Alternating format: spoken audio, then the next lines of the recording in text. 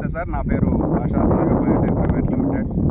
ఈ దగ్గుపాడు కారంచేడు మండలం, బాపట్ల జిల్లా, పాత ప్రకాశం జిల్లా అంటారు దీన్ని.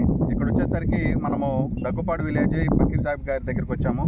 వీరైతే మనది సాగర్ బయోటెక్ ప్రైవేట్ లిమిటెడ్ వారి సింగం అనే వెరైటీ వేశారు.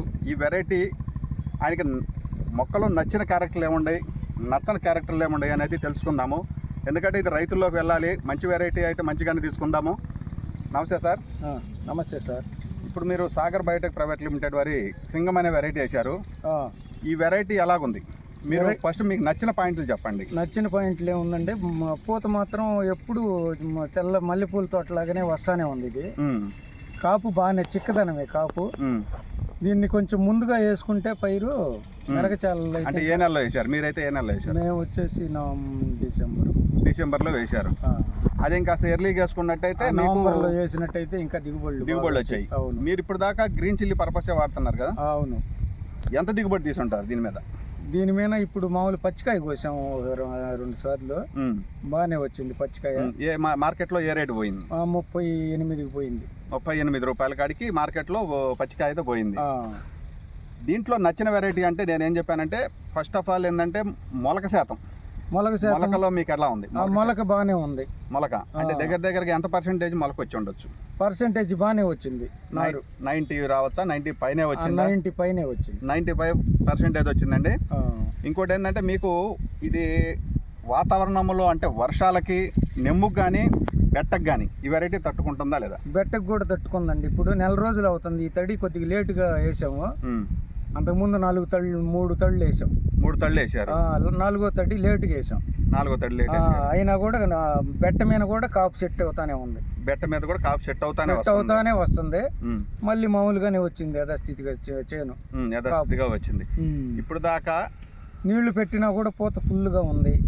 ఏంది కాయ మళ్ళీ వచ్చింది. కాయ కొయ్యాలి. పచ్చికాయ మళ్ళీ వీలుంటే పచ్చికాయ కోస్తాం, లేకపోతే ఎండుకాయకి వదిలేస్తాం. మీ ఏరియా పచ్చికాయ ఎక్కువ కోస్తూ ఉంటారా సార్? పచ్చికాయ కోస్తుంటాము. మార్కెట్ డౌన్గా ఉంటే ఎండుకాయకి కూడా మార్కెట్ ఉంది కాబట్టి. ఇప్పుడు దాకా ఎన్ని క్వింటాలు పచ్చికాయ కోసారు సార్? 1వ కోత కానీ 2వ కోత కానీ? అదే ఒక 100 క్వింటాలు కోసాము. ఎకరం 30 సెంట్లు, ఎకరం 25 సెంట్లు. ఎకరం 20 సెంట్లు 100 క్వింటాలు కోసారు. ఎంత వచ్చింది మీకు ఆదాయం దీంట్లో? దానికి వచ్చేసి మామూలుగా 4 లక్షల చిల్లర వచ్చింది. 4 లక్షలు వచ్చింది. మీరు పెట్టుబడి ఎంత పెట్టారు సార్?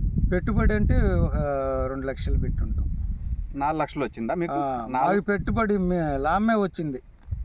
అంటే మీరు పెట్టుబడి పోను ఇప్పటికే లాభం వచ్చింది. ఈసారి కోసేది అంతా ఇంకా మిగిలిద్ది. 4 లక్షల దాకా మీకు ఆదాయం వచ్చింది. 4 లక్షల దాకా ఆదాయం వచ్చింది. 1 లక్ష పైన మీరు పెట్టుబడి పెట్టారు. 2 లక్షలు పెట్టాం పెట్టుబడి మొత్తం. 2కి 2 లాభంగా వచ్చింది. ఇప్పుడు నుంచి వచ్చే కాయ ఈ దిగుబడి చూసుకుంటే ఎన్ని లక్షలు రావచ్చు మీకు? ఒక 2 లక్షల దాకా వచ్చింది.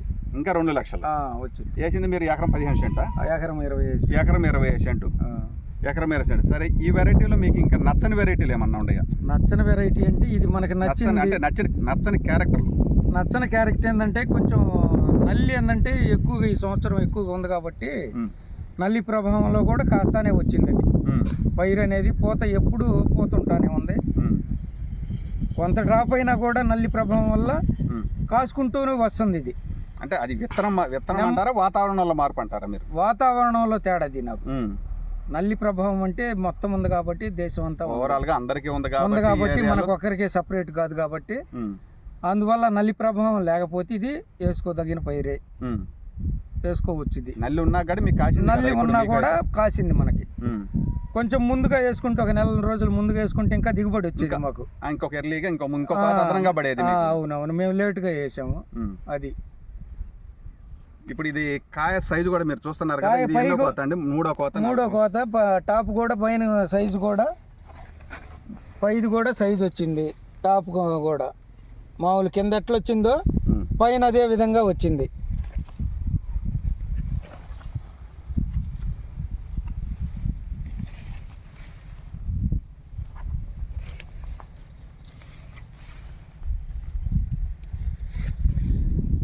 మీరు రైతులకి ఏమైనా చెప్పదలుచుకున్నారు సార్ ఈ వెరైటీ గురించి?